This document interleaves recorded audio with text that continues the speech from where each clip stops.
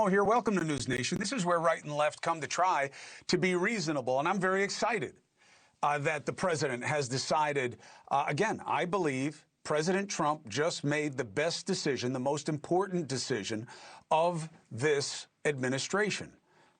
Let's get out, let's go around the country and talk affordability, okay? Now, I am going to help you prepare for what the state of play is, okay?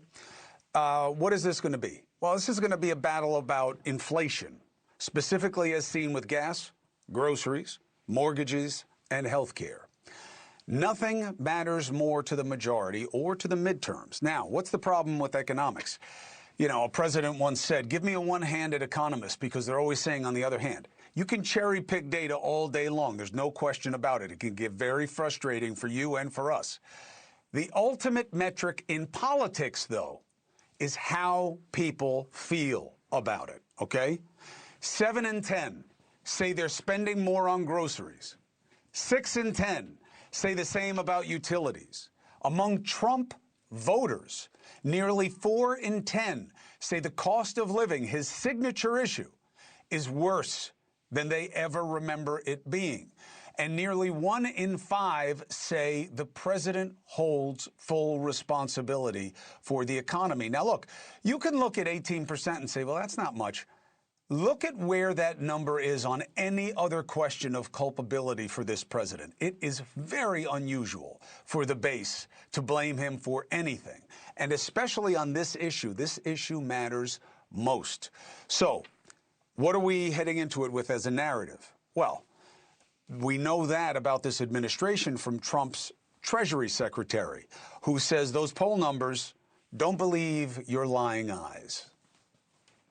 Economy has been better than we thought. We've had the 4% GDP growth in a couple of quarters. We're going to finish the year, despite the Schumer shutdown, with 3% real GDP growth. The Biden administration created the worst inflation in 50 years, and maybe for working Americans, the worst inflation of all time.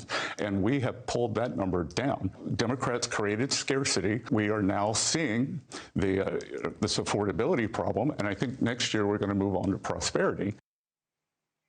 Now, look, here's my problem with that. If the economy is great and better than you expected, then why would prosperity not come until next year? Shouldn't it be here already if the economy's great? So this is why the president is hitting the road. No disrespect to the Treasury Secretary or any of the other cabinet members. None of them can message for Trump the way he can. I do believe it is fair criticism that the people around him are not doing him any favors. I really don't believe it. So he's taking it into his own hands. He is his own best messenger. And for the rest of us, at least this is nominally at the start about what we should all care about. Okay, here's the question. What is the truth about whether or not you are better off than you were under Biden? The White House keeps touting that nationwide gas prices on average are down to $2.90 a gallon. Lowest in 4 years after peaking at $5 a gallon under Biden. Now, again, all of these numbers are about where you live, what period are we measuring, and why is the data what it is. Okay, so it's all subject to those conditions. But if you take the pandemic out of the analysis, all right, and that's what Trump insists is fair when assessing his first term. Right? Every time you say, well, you know, your economy wasn't so great. Oh, I'll take the pandemic out, and we were. So if you do the same thing for Biden, gas prices are less than a dime cheaper than they were this time last year under the Biden administration. Why? Why is it down at all? Demand is down. And that is not necessarily a good thing to see in an economy. And the president's OPEC pals have increased supply recently.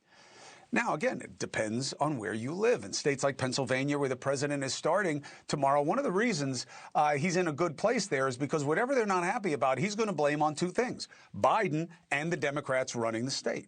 Okay? So Pennsylvania, Illinois, New York, California, they're all above $3 a gallon. The administration is going to say, yeah, blame the Democrats. Is that fair? There is definitely correlation. Is there causation? Depends on the state, but the answer I would say generally is yes. because some blue states do include more taxes on gas prices than red states do. A lot of environmental stuff, clean gas, stuff like that. On groceries, again, where, when, why, all matter, okay? Looking at the data from September, overall grocery prices rose almost 3%, 2.7% year over year. Last year, they rose at about half of that. Why? Well, eggs were a big part of the story. There was a terrible bird flu that, of course, nobody wanted to give credit to during the Biden administration. They just wanted to say egg prices are up. But there was a reason that he didn't control that they were up. And eggs are down from there, but they're still higher than they were. Beef is up nearly 15%, okay? And there is no bird flu there. That's just about supply and demand and the cost of moving things around. The White House says the key indicator to look at with all of these things is inflation. That's what you heard Secretary Bessent referring to a lot. You know, now it's around 3, it's been under 3, it ticks back up, but it's so much better than where it was under Biden, where he averaged 5 or so, and during the pandemic, forget it, it was like twice that. This is true-ish. Why? Because they are including a period of the pandemic in their analysis. So what if you just look year over year, right? Most immediately before this administration and this one. Well, there's your answer. Okay? Now, here's what I think you should focus on just to be fair, all right? If you look at the course of history, where are prices for anything today compared to where they were in 1980? House prices, anything. Oh, they're all higher. Why? Because prices rarely go down in an extended measure of any economy that is growing.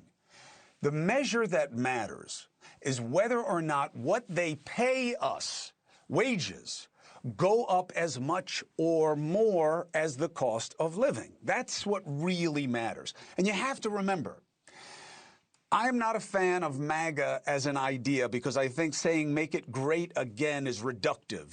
It inherently implies America is not a great country, and I disagree with that. However, there was a time, decades long in this country after World War II, when the economy worked much better for more people than it does today. Why?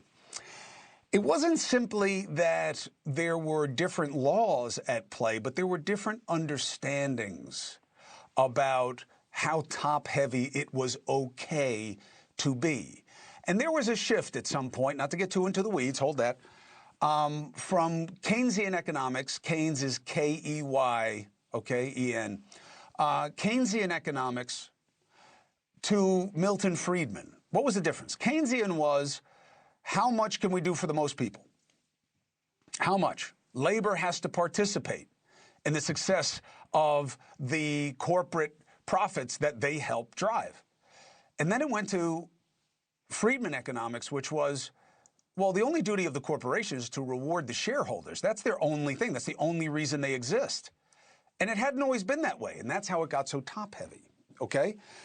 And we've seen that with wages. Everything keeps going up and up, but wages almost never do. Why? Because we've shifted the paradigm of what is okay. And I'm really interested to hear what the president says about that, because I'll tell you something. This guy was never a fan of corporate America and how they treat themselves. I know this. I used to bring him on TV all the time during the 2008, 2009 financial crisis, and he would chide me. Stop looking at Wall Street. That's just about the rich people. Look at Main Street, and look how they're paying their people. They don't pay their people. He used to make that case. So, wages. Under Biden, wages were underwater. Okay, they were down somewhere around 0.75%, accounting for inflation, which is the whole point, right? The buying power went down. This year, wages are up almost a full percent when accounting for price increases. So that is a good indicator. It's not enough because there's too much strain on prices. This is the most important measure. Now, here's the trick for the president. On wages, the thing that is putting the thumb on the scale to hold them from what they could be is the president's signature policy.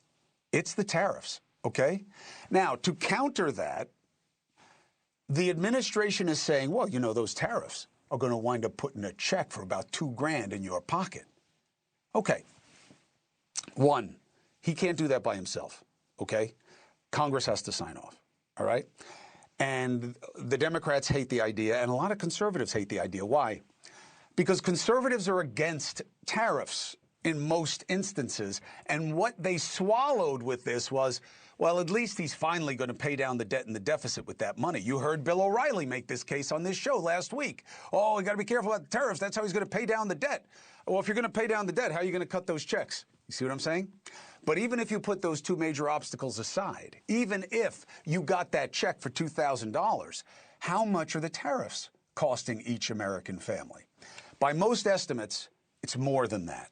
So even if you got past Congress and you did what you said you weren't going to do, which is use the money for the debt and the deficit, it still keeps people underwater, all right?